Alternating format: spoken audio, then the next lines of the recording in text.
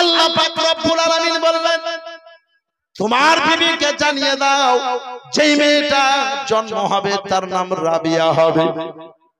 আমি আপনাদেরকে বলতে চাই আল্লাহ পাক রব্বুল আলামিন মেয়েদেরকে কত ভালোবাসেন তিনার বান্দিকে দেখেন। আল্লাহ পাক এই রাবিয়াকে এত বড় হাফিজা বানিয়েছিলেন, আবিদা বানিয়েছিলেন। আমি বেশি নয় সারাংশটা একটু আপনার মাথায় দিয়ে দেই। এই রাবিয়া বাসারি বড় হয়ে এমন বড় আবিদা হয়েছিলেন। একজন আল্লাহর ওলি এই রাবিয়ার পরীক্ষা নিতে গিয়ে বলেছিল, রাবিয়া শুনলাম নাকি তুমি বড় আল্লাহর আবিদা। ওগো রাবিয়া শুনলাম নাকি তুমি বড় আল্লাহর ইবাদত করনেওয়ালি। শোনো শোনো, আসো রাবিয়া, তুমি কত আল্লাহর বড় আবিদা, আসো আজকে পানির উপরে নামাজ পড়বো। ও মা বোনেরা শুনেন, আল্লাহ পাক আপনাদেরকে কত ভালোবাসে। আল্লাহ পাক রব্বুল আলামিন সুবহানাল্লাহ, আল্লাহ পাক বললেন ও রাবিয়া যাও তার সঙ্গে, সে পানির সঙ্গে নামাজ পড়বে। হযরতে রাবিয়া বাসারি বললেন আপনি আল্লাহর আবিদ, আপনি আল্লাহর ওলি, আমাকে দেখাচ্ছেন পানির উপরে নামাজ পড়ার কথা বলছেন। বলে হা হা, আসো পানির উপরে মুসাল্লা বিছিয়ে নামাজ পড়বো। আল্লাহ কত জ্ঞান দিয়েছিলেন, আল্লাহ কত রাবিয়াকে বুদ্ধি দিয়েছিলেন। আল্লাহ পাক রব্বুল আলামিন তিনার হাবিবের সুবহানাল্লাহ ওসিলা দিয়ে রাবিয়া বাসারি কত দূরে গিয়ে গেছিলেন। ওগো মুসলমানেরা, রাবিয়া বাসারি জবান থেকে একটা কথা বেরিয়ে গেছিল, ওগো আল্লাহর ওলি শোনো, ওগো আল্লাহর ওলি শোনো, পানির উপরে মুসাল্লা বিছাবো না, আসো আসো আমি ফাঁকা জায়গায় অর্থাৎ হাওয়ার উপরে মুসাল্লা বিছিয়ে নামাজ পড়বো। এত বড় আবিদা বলেছিল, শোনো আল্লাহর আবিদ, পানির সাহারা নিব না, যদি ক্ষমতা থাকে আসো হাওয়ার উপরে মুসাল্লা বিছিয়ে নামাজ পড়বো। আজকে এই মাদ্রাসা থেকে যারা জ্ঞান সঞ্চয় করে বেরিয়ে যাবে, এই মাদ্রাসায় যারা পড়াশোনা করছে যে সমস্ত নারীগণ, আমি তাদেরকে বলবো তোমরাও একদিন রাবিয়ার মতো হবা, তোমরাও একদিন সুবহানাল্লাহ রাবিয়া বাসারির মতো হবা। তবে ওই রকম হয়ে চলতে হবে, তিনাদের জীবনী ফলো করে চলতে হবে, খাতুনে জান্নাতের জীবনী ফলো করে চলতে হবে। এই রাবিয়া বাসারি হাওয়ার উপরে মুসাল্লা বিছিয়ে জগৎকে দেখিয়ে দিয়েছিলেন তুমি আল্লাহর আবিদ, আমি আল্লাহর আবিদা, তুমি পানির সাহারা নিয়ে মুসাল্লা বিছাও, আর আমি ফাঁকা জায়গাতে হাওয়ার উপরে মুসাল্লা বিছিয়ে জগৎকে দেখিয়ে দিলাম। শুধু তাই নয়, এই রাবিয়া বাসারি কে আল্লাহ এত বড় আবিদা করেছিলেন। এই রাবিয়া বাসারি বলেছিলেন এক বছর আমি হজ করতে যাওয়ার জন্য বাড়ি থেকে নিয়ত করে বেরিয়ে গেলাম। ওগো জগতের লোক শোনেন, গাধার পিঠে সবার হয়ে হজ করতে যাচ্ছি। রাস্তায় যেতে যেতে খুব সংক্ষিপ্ত আকারে বুঝলেন, গাধার পিঠে সবার হয়ে হযরতে রাবিয়া বাসারি বলছেন হজ করতে যাচ্ছি। রাস্তায় যেতে যেতে কিছুক্ষণ চলার পরে আমার গাধাটা মারা গেল। রাবিয়া বাসারি বসে বসে কাঁদতে লাগলো। সঙ্গীগণ বলছে রাবিয়া একটা জানোয়ার সবারই মারা গেল, তো কি হলো, তোমার মালপত্র আমাদের সবারই উপরে দাও, তুমি আমাদের সঙ্গে আসো। হযরতে রাবিয়া বাসারির কেমন ঈমান, কেমন আকীদা, কেমন তার ঈমানের তাসবিয়াত। বললেন না না না, আমি তো খারাপ কাজে যাচ্ছিলাম না, আমি আল্লাহ পাক রব্বুল আলামিনের কাবা শরীফ তওয়াফের উদ্দেশ্যে বেরিয়েছি, কাবা শরীফের জিয়ারতের উদ্দেশ্যে বেরিয়েছি, সাফা মারওয়াতে দৌড় লাগার উদ্দেশ্যে বেরিয়েছি, হাজরে আসওয়াদে চুম্বন দেওয়ার উদ্দেশ্যে বেরিয়েছি, আমার রাসূল পাক সাইন আউলাকে রওজা মুবারক জিয়ারতের উদ্দেশ্যে বেরিয়েছি। আর আল্লাহ পাক কোরআন শরীফ সূরা বাকারা 2য় পারা 2য় রুকুতে বলেছেন ফাযকুরুনি আযকুরুকুম। আর আল্লাহ বলেন বান্দা তুমি আমার জিকির করো, আমি তোমাকে ইয়াদ করব। আল্লাহ পাক রব্বুল আলামিন বলেছে তুমি আমার দিকে এক পা আসো, আমি আল্লাহ কুদরতে 10 পা তোমার দিকে এগিয়ে যাব। সুতরাং কেন আল্লাহ পাক আমার গাধাটা মেরে দিলেন? রব্বুল আলামিন আর আমার হজ করতে যাওয়া হবে না, তোমরা চলে যাও, যাও যাও তোমরা চলে যাও, আমি বাড়ি ঘুরে চলে যাব। তবে আল্লাহ পাক রব্বুল আলামিন যদি আমার মুর্দা গাধাকে জিন্দা করে দেন, তাহলে অবশ্যই আমি হজ করতে যাব। কেমন ঈমান!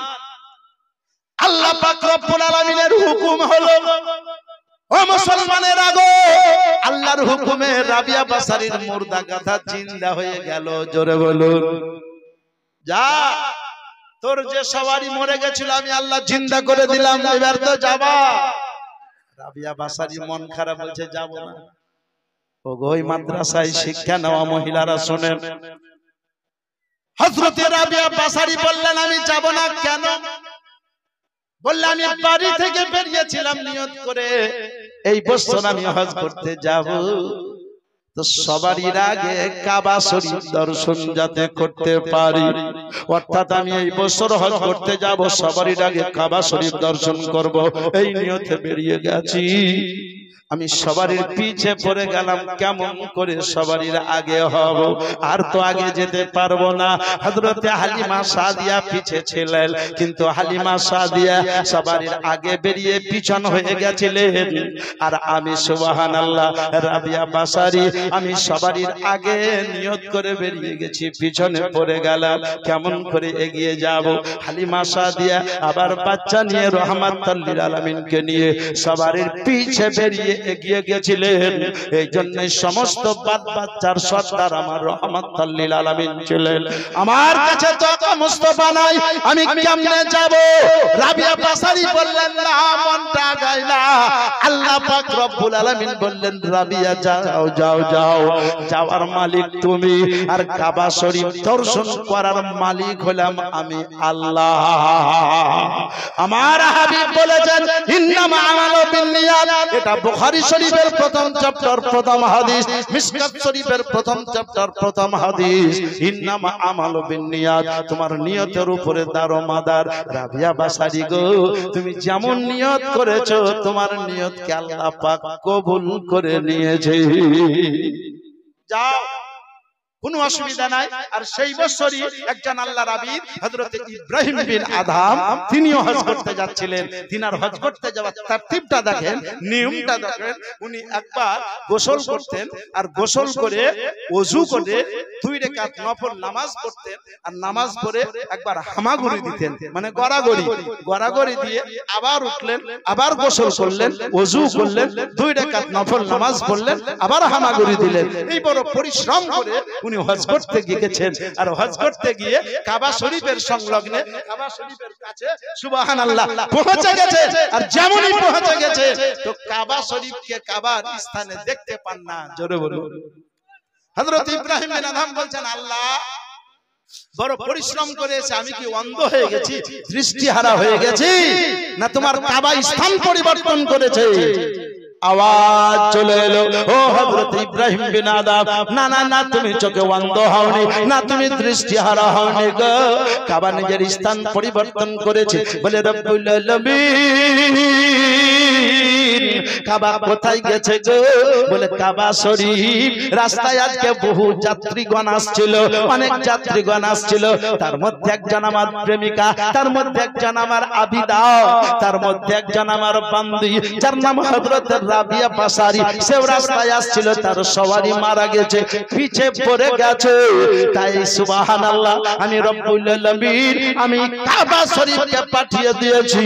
তাই কাবা শরীফ নিজের স্থান ছেড়ে রাবিয়া বাসারীকে আঘাত দিয়েছে। মুসলমানের আগো কথাটা মার্ক মেরে নেবেন। একজন মহিলা আবিদা, একজন নারীর জন্য কাবা শরীফ নিজের স্থান ছেড়ে তাকে আঘাত গেছে। ওগো রাবিয়া, আসো আসো, তুমি আগে আমাকে দর্শন করো, আমি তোমার জন্য চলে এসেছি। মুসলমানের আগো তাহলে জেনে রাখবেন, মহিলারা আজকে সুবহানাল্লাহ এই মহিলা মাদ্রাসার জালসাতে এসেছেন, এরাও আল্লাহর আবিদা হতে পারেন, এরাও আল্লাহ রব্বুল আলামিনের প্রেমিকা হতে পারেন, এরা হাফিজা হতে পারেন, আলিমা হতে পারে। সুবহানাল্লাহ আজকে সবাই দোয়া করে যাবে।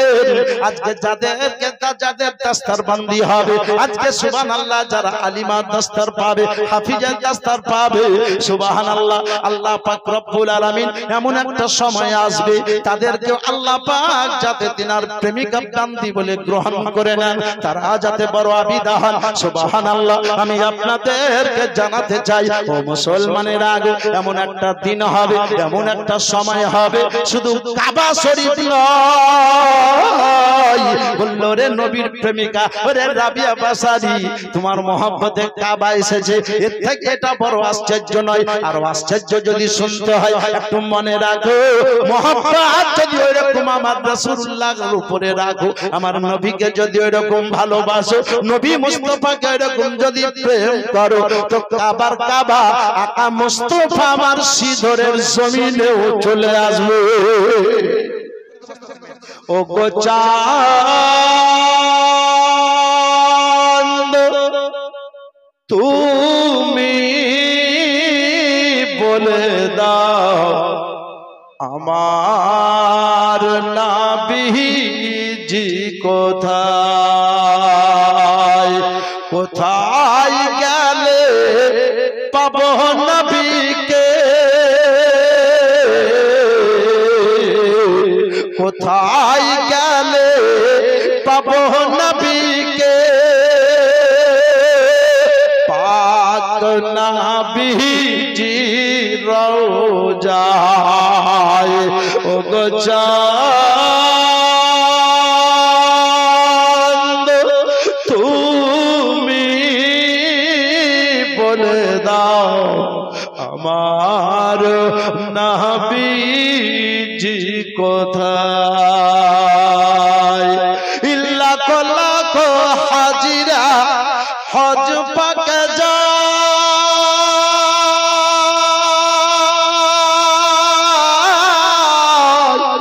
কাবাকে জড়িয়ে তারা নবীর কথা কয় ও গো কাবা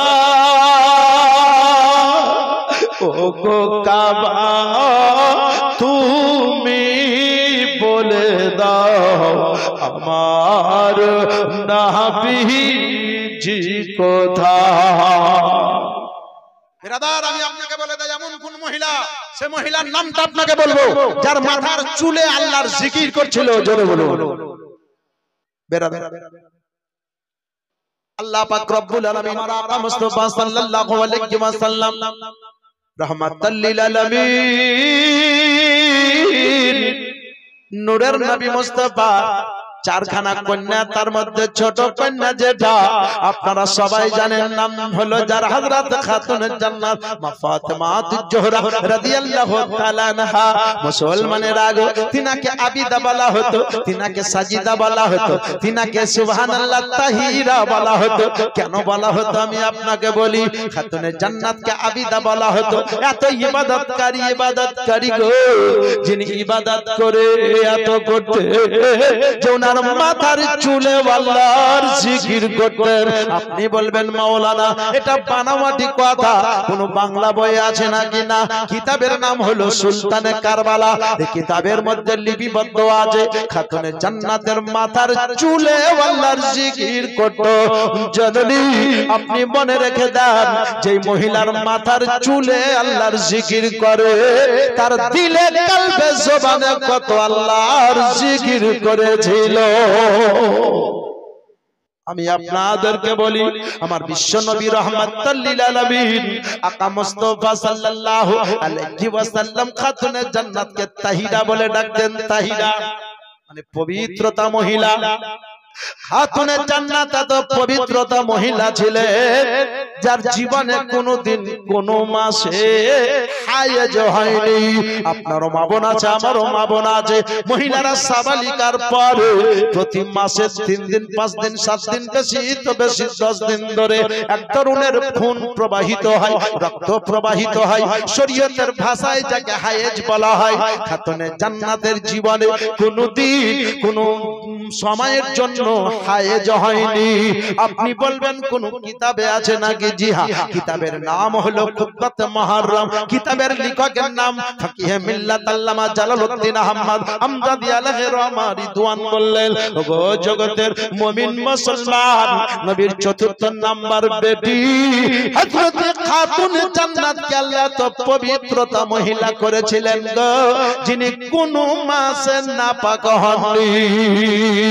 দুনিয়ার মহিলাদের বাচ্চা জন্ম, পেটে যে বাচ্চা জন্ম নিলে মাসে যে খুনটা আসে, সে খুন আসা বন্ধ হয়ে যায়, সে খুন পড়া বন্ধ হয়, ওই খুনটা বাচ্চার আহার হয়ে যায়।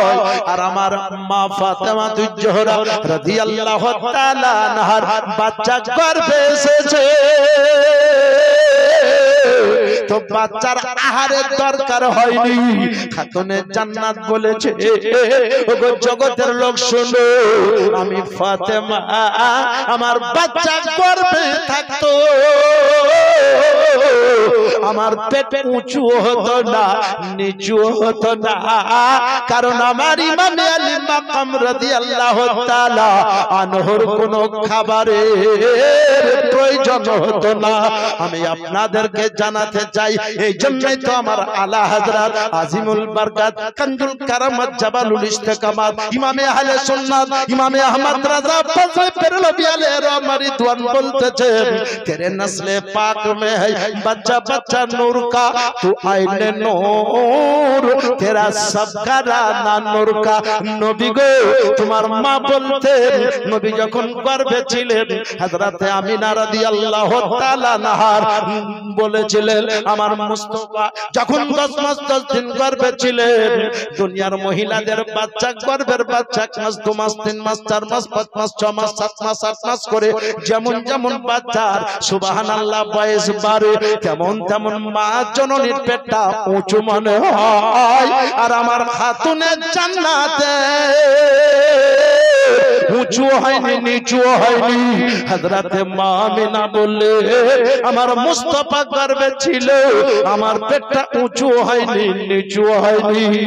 তখনই আমার আলা হযরত বললেন, তেরে নসলে পাক में है बच्चा बच्चा नूर का, तू आईने नूर, तेरा सबका राना नूर का। नबी गो তুমি নূর, তোমার আলো আওলাদ নূর, তোমার বেটি নূর, তোমার বেটা নূর, তোমার নাতি নূর, তোমার নাতনি নূর। নবী গো তোমার বংশ নূর নূর। না বেরে রওজা শরীফ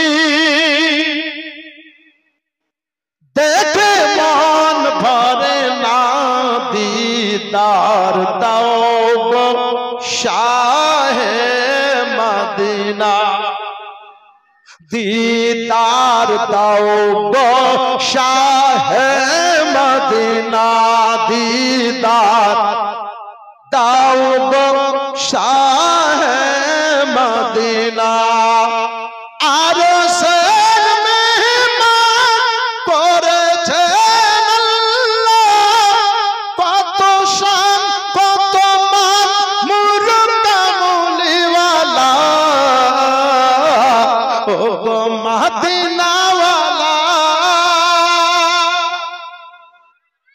ओगो मदीना वाला कारो करुणा, दीदार दाओ गो शाहे मदीना, दीदार दाओ गो शाहे मदीना। नबीर रौजा शरीफ देखे मन भरे ना, दीदार दाओ गो शाहे